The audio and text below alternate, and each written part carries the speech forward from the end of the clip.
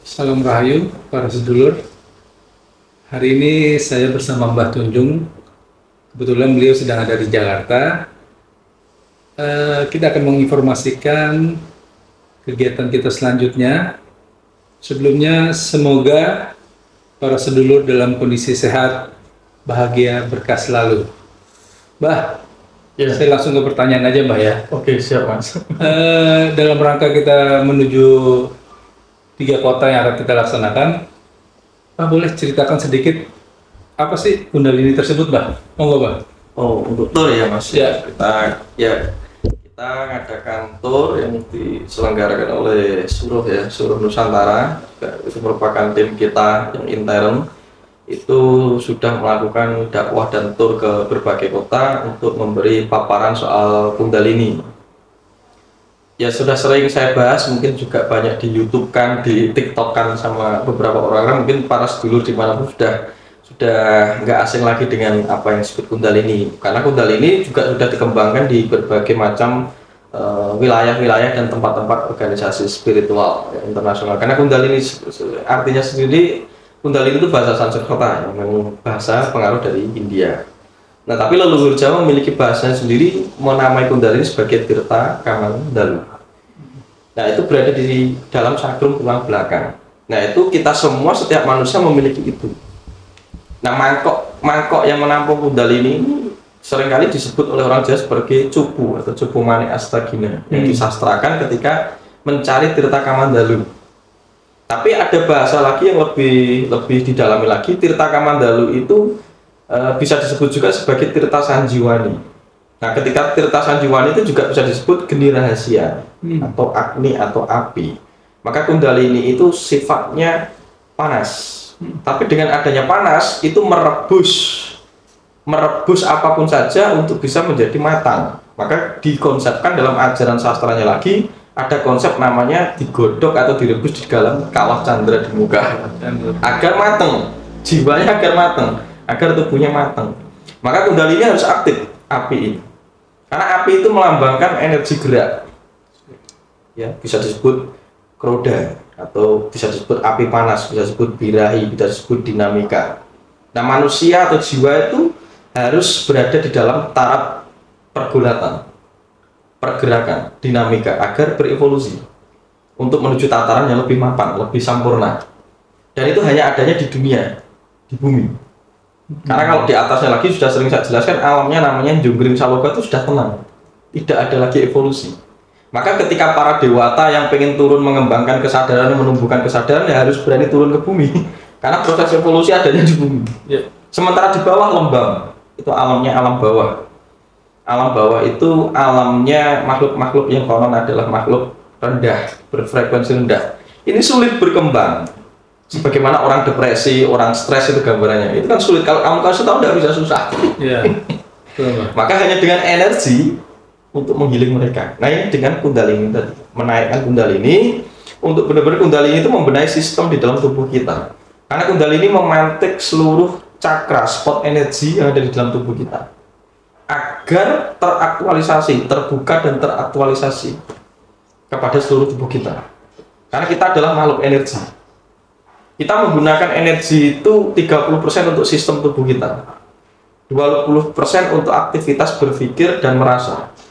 Sisanya ya untuk prakati kita, aktivitas kita, laku kita, pekerjaan kita, berkarya dan apapun saja.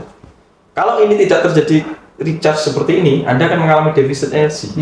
Ketika defisit energi, Anda mengalami kekurangan energi yang dipakai untuk beraktivitas mengambil kapasitas energi sistem tubuh. Jangan salahkan kalau tubuh sakit, karena energinya diperas habis. Yang seharusnya untuk bensin sistem tubuh, metabolisme, reabsorpsi dan lain sebagainya digunakan untuk beraktivitas.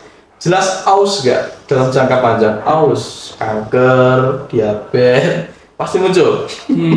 Ya, artinya apa? Sebenarnya saya mau bertanya itu, Mbak, manfaatnya Kundalini itu apa? Tapi rupanya langsung dijelaskan sama Mbak gitu loh. Ya itu tadi. Jadi nggak perlu saya pertanyakan, lebih kepada nanti Mbak ini, Mbak.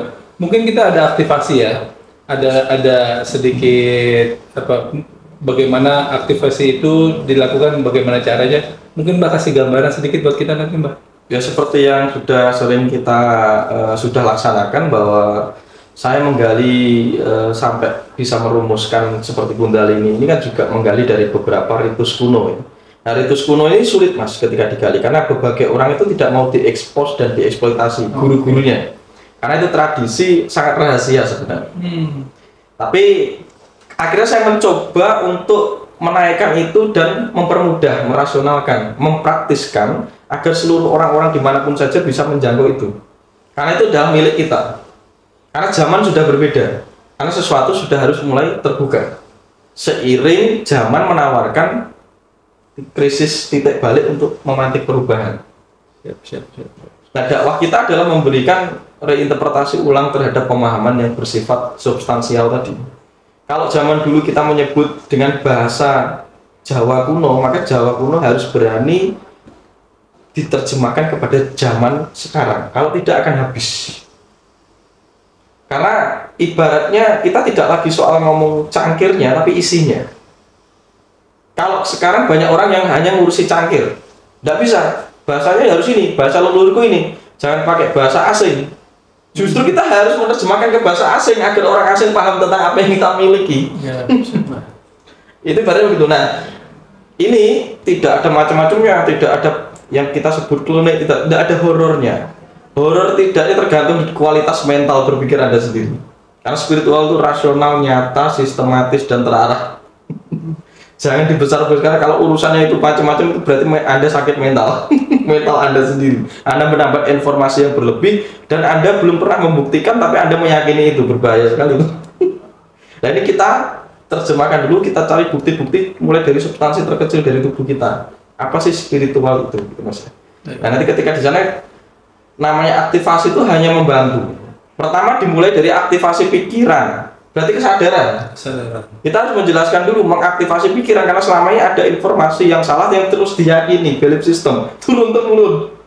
Ya, kita bongkar dulu dengan memberi pengetahuan. Kita beri takwa atau pengetahuan dulu, baru biar mencapai kebijaksanaan. Pola berpikirnya tepat dulu. Baru inisiasi energi. Nah, inisiasi energi itu saya hanya menunjukkan spot-spot energi di dalam diri kita, aksara-aksara apa saja, karena itu dikodifikasi menjadi aksara. Nah, ketika kita kasih tahu titiknya, kita beri tools agar mereka bisa mengaktifasi sendiri, merawat sendiri, meruat sendiri, lalu mempergunakan sendiri untuk kehidupannya sendiri.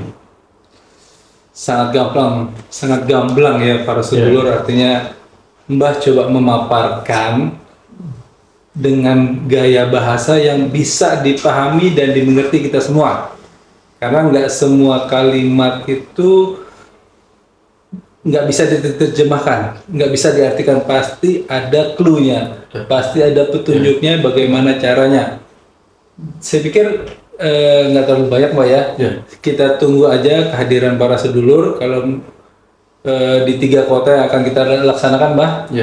Mohon bantuan doa dari para sedulur biar kita sehat, biar kita sama-sama belajar dalam hal ini Mbak. Cukup kali Mbak? Boleh, jadi juga nanti yang mau ikut bisa langsung bisa mendaftar. Karena di situ saya rasa kita akan mengeksplorasi pengalaman-pengalaman dari leluhur kita, pengalaman-pengalaman canggih, dan ilmu-ilmu yang saya rasa bermanfaat sesuai cetak biru di mana kita dilahirkan di tanah kita. Dan bahkan ini juga bisa digunakan untuk diaktualisasikan ke seluruh dunia agar menjaga keselarasan. Ketika energi selaras, maka dunia selaras. Ketika energi selaras, maka terekspresi representasinya adalah perdamaian. Perdamaian bukan berarti kita menolak pergaulaan. Perdamaian adalah menerima segala sistem yang sedang bekerja dalam alurnya di jagat raya. Karena kita tidak memahami bahwa pergaulaan itu juga bagian dari sistem tadi, dinamika tadi. Kadang kita menolak karena menganggap itu buruk. Baik dan buruk ternyata hanya ego kita, cara pandang kita. Nah, ini kita bersihkan secara detail dari ranah energi sampai ke ranah fisik. Ya, sedulur, saya tunggu kedatangan kita semua di 3 kota. Jakarta di tanggal 12-13 Oktober, Magelang untuk Jawa Tengah dan sekitarnya di tanggal 19 dan 20. Lalu kita agak ke timur sedikit di Surabaya, tanggal 26 dan 27 November 2022. Untuk informasi lebih lanjut, silahkan kunjungi Mbah Tunjung Official, YouTube-nya dan segala macam yang pernah kita informasikan. Demikian Mbah. Iya. Terima kasih banyak, matur nuwun Mbah. Saya tunggu, rahayu.